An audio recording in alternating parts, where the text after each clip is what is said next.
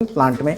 तो सबसे पहले हम बात करेंगे मूल दाब क्या होता है। सिंपल सी परिभाषा है और वही मेन कारण होता है जल को ऊपर तक पहुंचाने में। यानी एक तो वाष्प उत्सर्जन, एक मूल दाब, ये दो ही कारण होते हैं जल को इतनी ऊंचाई तक पहुंचाने में। यानी जड़ों से कितनी ऊंचाई पर चला जाता है, 130 फीट 150 फीट तक आप जानते हो ऊंचे पेड़ होते हैं, तो इतनी ऊंचाई तक कैसे चले जाते हैं। तो वो थ्योरी भी पढ़ेंगे, वो इस साल आई भी थी वो क्वेश्चन, ठीक है। हाँ, डिक्सन जॉली वाला देखो आप, मूल दाब। मूल दाब को इंग्लिश में बोलते हैं हम रूट प्रेशर।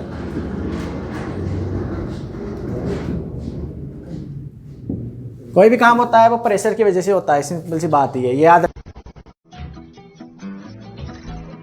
रखा करो यार, जगह लागू होता है ये नियम, ठीक है। प्रेशर, रूट प्रेशर क्या होता है, ठीक है। देखो वाष्प उत्सर्जन हम प्रक्रिया पूरी पढ़ चुके हैं, पढ़ लिए ना, कल तो पढ़े थे। वाष्प उत्सर्जन ट्रांसपिरेशन पढ़ चुके हैं हम। उसमें क्या होता है कि पत्तियों के द्वारा या तने द्वारा, ठीक है, उपता ऊंचा द्वारा क्या होता था, जल की हानि होती थी, जल वाष्प के रूप में बदल जाता था, इसे वाष्प उत्सर्जन बोलते थे। तो मूल दाब की परिभाषा क्या होगी, तो आप जानते हो कि जल और खनिज लवण को ले जाने वाले जो उत्तक होते हैं उन्हें जाइलम उत्तक कहते हैं हम, ठीक है, जटिल उत्तक। तो इनमें क्या होता है कि वाष्प उत्सर्जन क्रिया जब होती है, जल वाष्प के रूप में बदलता है, तो ऊपर से क्या है, खिंचाव उत्पन्न होता है, जो हम डिक्सन व जोली वाला है ना, संसर्जन तनाव सिद्धांत काम करता है उसमें। तो उसकी वजह से वाष्प उत्सर्जन की वजह से क्या होता है कि जाइलम की, ध्यान से सुनना, वाष्प उत्सर्जन की वजह से क्या होता है, जाइलम की जो वाहिकाएं और वाहिनिकाएं होती है, कोशिकाएं, उनमें क्या होता है, एक धनात्मक दाब उत्पन्न होता है या तनाव उत्पन्न होता है। उसकी वजह से क्या होता है, जल ऊपर तक यानी जड़ों द्वारा अवशोषित हो जाता है, ठीक है, और इतनी ऊंचाई तक पहुंच जाता है।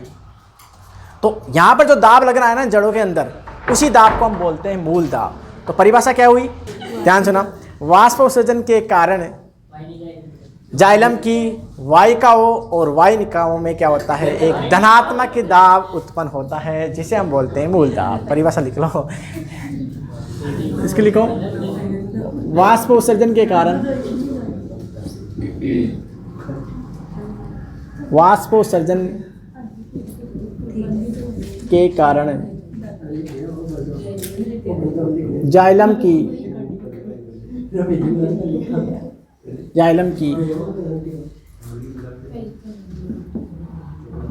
वाहिकाओं, एक तो एक मत बोलो यार, ठीक है, लिख लो, वाहिकाओं व वाहिनिकाओं में उत्पन्न धनात्मक दाब क्या कहलाता है, मूल दाब कहलाता है। पीछे लिख देना, मूल दाब कहलाता है, ठीक है। तो वाष्पोत्सर्जन के कारण जाइलम की वाहिकाओं वाहिनिकाओं में जो दाब उत्पन्न होता है या उत्पन्न धनात्मक दाब क्या कहलाता है, मूल दाब कहलाता है। और मूल दाब तो अभी ये इसकी बेस परिभाषा ही पूछेगा, है ना, बाकी इसमें और कुछ है नहीं, ठीक है, ये इसमें। अब इस मूल दाब से संबंधित एक है बिंदु स्राव, गटेशन। तो क्या है गटेशन, इसको भी हम समझे।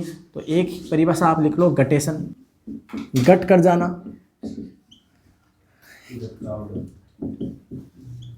बिंदु स्राव, ठीक है, गटेशन। देखो ध्यान से, आप सुबह का समय जो घास कुल के ज़्यादातर घास कुल पर या पेड़ पौधों की पत्तियों पर पानी शायद देखते हो आप, वो पानी कहाँ से आ जाता है, बूंदे देखते हो ना, पानी की बूंदे पत्तियों पर, घास के पत्तियों पर, पेड़ों पर पत्तियों पर देखते हो, पानी आ जाता है। वो पानी कहाँ से आ गया, तो वो पानी पेड़ के अंदर से आया है, पत्ती के अंदर से आया है। अब ध्यान से क्या होता है, वाष्प उत्सर्जन के वो तो दिन में तो कहाँ, रात दिन में तो होता है, रात को कहाँ से होगा। तो सीधी सी बात क्या होता है, मूल दाब के कारण जल तो ऊपर चढ़ता ही है जाइलम उत्तक द्वारा, तो वो क्या है, जो छिद्र होते हैं क्षतिग्रस्त, उनके द्वारा क्या होता है, तनाव उत्पन्न होने की वजह से बाहर आ जाता है। तो कहने का मतलब एक लाइन याद रखना, मूल दाब के कारण गटेशन होता है, बस ये आपके इंपॉर्टेंट लाइन है, ये इंपॉर्टेंट लाइन है, ठीक है, ये पूछ लेता है। तो इसमें लिख लो, मूल दाब के कारण, मूल दाब के कारण सुबह के समय पत्तियों की की नोक या सतह पर जल की बूंदें दिखाई देना। ठीक है, सिंपल सी परिभाषा क्या है?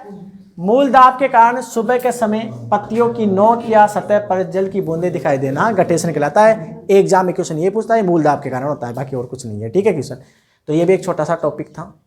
ठीक है, अब हम बड़े टॉपिक पढ़ेंगे, 2 बड़े टॉपिक, इसे लिखो आप, इसे ऑफ कर।